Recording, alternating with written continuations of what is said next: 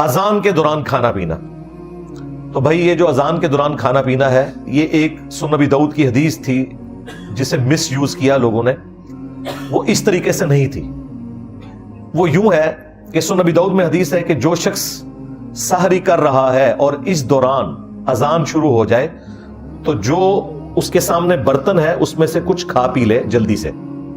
یعنی وہ جو ٹرانزیشن پیریڈ ہے اس دوران. یہ نبی علیہ السلام نے کہیں نہیں فرمایا کہ آپ 10 منٹ پہلے سحری ختم کر کے بیٹھے ہیں اور اذانیں شروع ہوگی اور آپ پانی پینے کے لیے بھاگ رہے ہیں.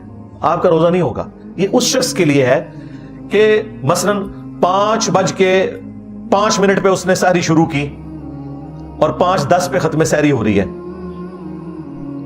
اس دوران وہ 1-2 منٹ اوپر کھا لیتا ہے ٹرانزیشن پیریڈ میں, تو اس کے لیے ایک گنجائش ہے. یہ بھی بہتر ہے کہ ایسا نہ کرے.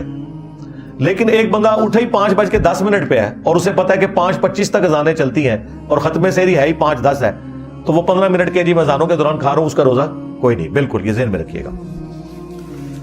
تو وہ اس حدیث کو غلط لوگوں نے یوز کیا. وہ ٹرانزیشن پیریڈ کے لیے تھا. جس طرح بخاری مسلم میں ہے کہ جس نے طلوع آفتاب سے پہلے فجر کی 1 رکعت پا لی اس نے فجر کی نماز پا لی, اگرچہ 1 رکعت اس کی اس ٹرانزیشن پیریڈ میں ہے کہ سورج نکل رہا ہے, غروب وقت ہے, لیکن پھر بھی اس کی نماز ہو جائے گی.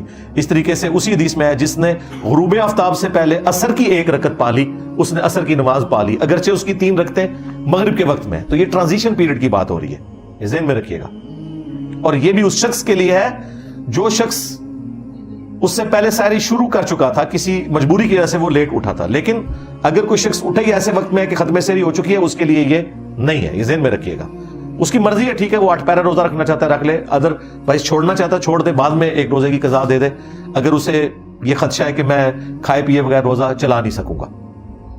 بخاری مسلم میں حدیث ہے کہ جب حضرت بلال اذان دیں تو تم کھانا پینا ترک نہ کرو, کیونکہ وہ لوگوں کو اٹھانے کے لیے اذان دیتے ہیں.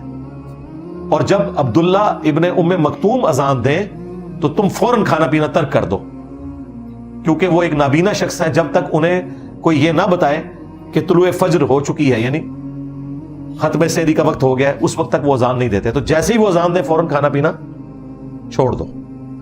اس زمانے میں اذان کے ذریعے بتایا جاتا تھا کہ ختم سحری ہو چکی ہے, تو ظاہر ہے کہ وہ اتنا ایکوریٹ تو نہیں ہوتا ہوگا جتنا آج کل ہے. آج کل تو ہم سیکنڈز تک بتا سکتے ہیں, لہذا ان کے اوپر تو وہ والی گرفت اس انداز میں نہیں ہو سکتی. لیکن آج ہمیں پوری کی پوری کیلکولیشنز پتہ ہیں.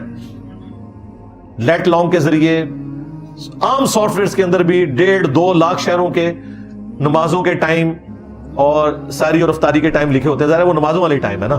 فجر کا وقت جب داخل ہوتا ہے وہ ختم سحری ہے, اور جب مغرب کا وقت شروع ہوتا ہے وہ غروب آفتاب ہے, وہاں پہ آپ نے روزہ کھولنا ہے. لہٰذا آج کے دور میں تو ایز سچ یہ کوئی مسئلہ نہیں رہا.